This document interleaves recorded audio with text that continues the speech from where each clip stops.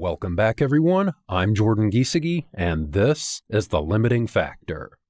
Several outlets have claimed that the European Model Y that uses the new 4680 battery pack is a flop, and that people shouldn't buy it because the battery charges extremely slowly. I looked into those claims, and they don't appear to hold up. The charge rate is roughly in line with Tesla's other battery packs. Slightly worse, but in the same ballpark. Today, I'll walk you through the details. Before we begin, a special thanks to my Patreon supporters, YouTube members, and Twitter subscribers, as well as Rebellionaire.com. They specialize in helping investors manage concentrated positions. Rebellionaire can help with covered calls, risk management, and creating a money master plan from your financial first principles. Let's start with a basic timeline. In January, Avisa on X reported that Tesla was introducing a European Model Y with a new battery pack code YB8LR, which people in the Tesla community have been referring to as the 8L battery pack for short. Avisa has proven to be a reliable source of information in the past because it sources battery pack information from European regulatory filings. The account is worth a follow if you're on X and interested in batteries. 3 days after Avisa made this post, Tesla confirmed that they were, in fact, launching a new version of the Model Y called the Standard Long-Range Rear-Wheel Drive, which matched the details that Avisa provided. Then, later in January, Tesla confirmed in the Q4 earnings call that they were starting to use the 4680 in non-structural battery packs, which is the type of battery pack that Tesla currently uses in the Model Y. That, combined with the regulatory information, led Avisa to the conclusion that the 8L battery pack must be using the same Generation 2 Cyber cells used in the Cybertruck. That was mostly confirmed in April in Tesla's Q1 earnings call, where they said that in Berlin they started launching a Model Y battery pack with their in-house 4680. The part that was unclear was whether the 4680 cell used in that pack is the Cyber cell or the new, fully dry version of the cell. More on that later. Next, in late February and early March, reviews of the Model Y that uses the 8L battery pack started showing up online. Before we get into those, it's worth noting that there appears to be two versions of the Model Y that have the 8L battery pack. The first is, of course, the one that Tesla advertised in January, but that version was seemingly discontinued in early spring and replaced with the premium long-range rear-wheel drive Model Y with an 8L battery pack. That is, the battery pack appears to be the same. They just upgraded other aspects of the trim, like the entertainment system. I have to say sometime in early spring here because the Wayback Internet Archive failed to capture those changes on Tesla's web pages. Either way, that trim change complicates the story in two ways. First, as far as I'm aware, Tesla could change the version of the 4680 cell used in the battery pack and still keep the pack designation number 8L, which could affect the charging test results. I don't think that's what's happened, but it's worth keeping in mind as a possibility. Second, there were several ranges listed for those vehicles during that time period, which, adjusting for wheel and tire options, ranged anywhere from 657 to 609 kilometers of WLTP range. I'm not sure what drove those changes, but I don't think it's relevant because we've seen changes like that in the past with no corresponding changes to the underlying specs and real-world performance of the vehicle. With that in mind, let's take a look at the specs of the 8L battery pack, and then two sets of real-world charging test results. First, just like the original 4680 battery pack produced in Austin that was deployed in the Model Y in 2022 with the Gen 1 cell, it appears to have 828 cells. Second, while the energy capacity of the Gen 1 4680 pack had only 67.5 kilowatt-hours usable and 71.6 kilowatt-hours total, the new version has 74 kilowatt-hours usable and 79 kilowatt-hours total. Third, the Gen 1 pack weighed 452 kilograms, and the new version weighs 447 kilograms. Fourth, that led to a pack-level energy density increase from 149 watt-hours per kilogram usable and 158 watt-hours per kilogram total to 166 watt-hours per kilogram usable and 177 watt-hours per kilogram total, roughly an 11 to 12% increase in energy density. That's in line with some of the battery packs that Tesla currently uses in their vehicles, but not quite up to scratch with the best and recently upgraded 2170 battery packs from Panasonic and LG Chem, which can reach about 177 watt-hours per kilogram usable and 188 watt-hours per kilogram total. That is, in terms of energy density, the 8L battery is a step down from the best performing battery packs, with around a 6% energy capacity and therefore 6% range decrease, but it's still a solid performer and globally competitive. As for the energy density of the cells themselves, if the 8L pack is 79 kilowatt hours and contains 828 cells, that means the cells are 95.4 watt hours each. The cells in the Cybertruck were measured at 95.2 watt hours, which, given variances in cells and testing conditions, means the cells are effectively identical in terms of energy density. With all that in mind, let's move on to the sticking point and the number one criticism from commentators on the 8L battery pack: charging speed. The most common video cited with regards to charging speed was by Elektro Ronny, which was posted on the 24th of February.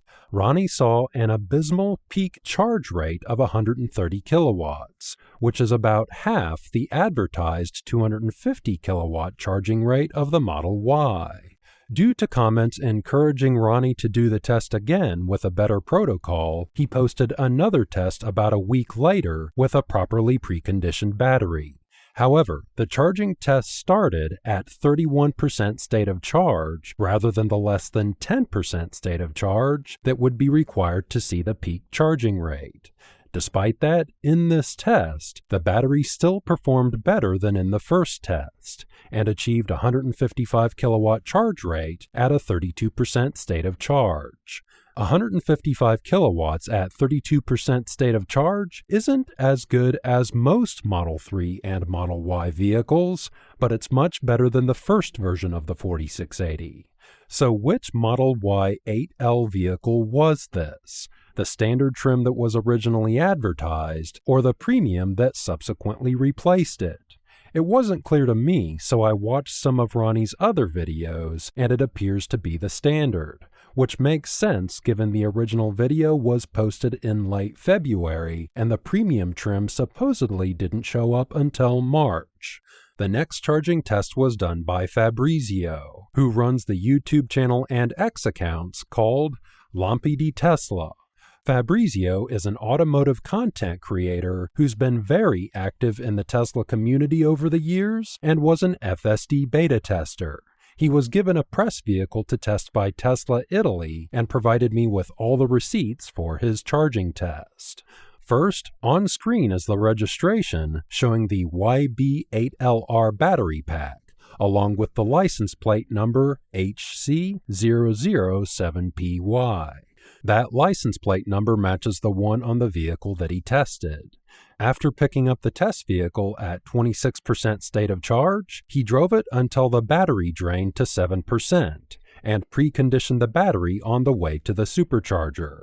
The charging session started on March 1st, 2026 at 8:22 p.m., and the ambient temperature was 13 degrees Celsius or 55 degrees Fahrenheit. He provided me with the full, unedited video, which I've accelerated. It shows the charging power quickly ramping to 250 kilowatts at 7% state of charge, and the video closes with the charging session ending at 63 kilowatts and 82% state of charge. On screen is the 10 to 80% portion of the 4680 Model Y charging curve in yellow, plotted against the Cybertruck in red. And as you can see, the lines had a similar slope. But the Cybertruck pack is obviously much larger, so the power is higher. So Fabrizio did exactly what I would have done and reformulated the graph, normalizing for battery pack capacity by using the C rate instead of total charging power. And as you can see, the two lines have a surprisingly similar fingerprint, indicating the two battery packs likely use the same battery cell. More on that in a moment. So how does the 8L4680 battery pack compare to other Tesla battery packs? Fabrizio provided me with a spreadsheet that compared the 8L battery pack to 3 other battery packs used by the Model Y in Europe, 2 2170 battery packs from LG and a CATL LFP battery pack. I went ahead and also roughly plotted in Elektro Ronny's tests, and the result was illuminating. First, Ronny's first charge test in red plateaus early, as if the battery hasn't been preconditioned, but then later in the charging session tightly aligns with the test that Fabrizio did in yellow. That is, it appears to be the same battery pack with different testing setups. Second, Ronny's second charge test in orange overshoots the other 4680 charge tests in yellow and red as if it's playing catch-up, which it is. That's because the charging session started at 32% instead of 10%, and it was properly preconditioned. So the battery has more thermal headroom to play with, for example, and can charge more aggressively because it's only getting a partial charge. Thanks to that, for that brief charging session, it performs roughly the same as the LG battery packs in purple and blue. Third, Fabrizio's full charge test of the 8L battery pack that was properly preconditioned performs much better than Ronny's first full charge test that likely wasn't preconditioned.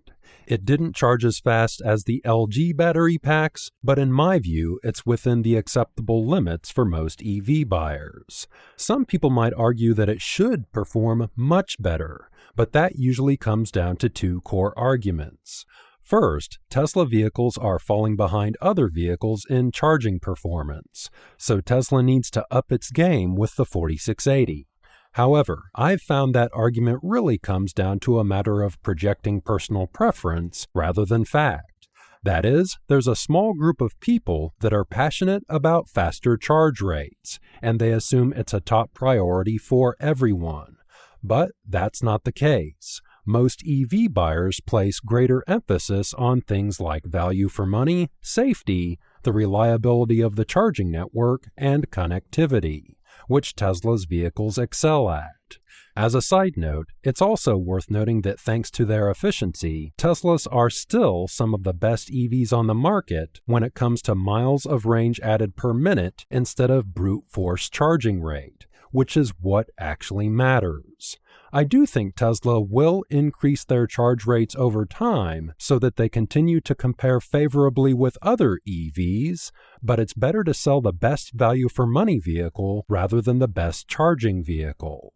Second, some people expected the 4680 to perform much better because they say that's something Tesla promised for the 4680 with the tabless electrode, which they didn't. The reason Tesla put the tabless electrode in the 4680 was to A. allow the cell to be made larger with the same thermal characteristics and charging speed, and B. to reduce costs by simplifying the manufacturing process. Before I close out the video, if Fabrizio's information was useful to you, follow him on YouTube and X.